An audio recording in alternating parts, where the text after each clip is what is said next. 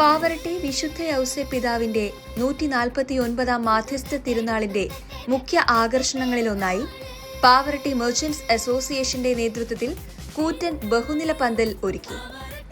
മുൻ വർഷങ്ങളിൽ നിന്നും വ്യത്യസ്തമായി പാവറട്ടി ബസ് സ്റ്റാൻഡ് പരിസരത്താണ് ഈ ദീപാലങ്കാര പന്തൽ തലയുയർത്തി നിൽക്കുന്നത്.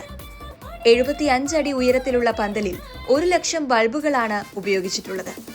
5 നിലകളിലായിട്ടാണ് പന്തലിന്റെ നിർമ്മാണം. 30ഓളം ഡിസൈനുകളാണ് ഒരുക്കിയിട്ടുള്ളത്.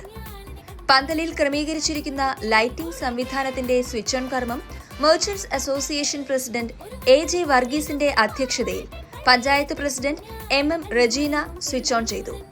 CL Raphael, EV Vinod, PI Raphael, CV Thomas, AC George എന്നിവർ പ്രസംഗിച്ചു.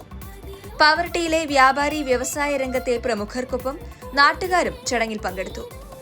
പാവറട്ടിയുടെ മതസൗഹാർദ്ദത്തിനും ഗതാഗതം തടസ്സപ്പെടുത്താതെയുള്ള തിരുനാൾ പരിശ്രമം എന്ന നിലയിലും തലമുറകൾക്ക് മാതൃകയാണ് പാവറട്ടിയിലെ വ്യാപാരി സുഹൃത്തുക്കളുടെ ഈ തിരുനാൾ കാഴ്ച.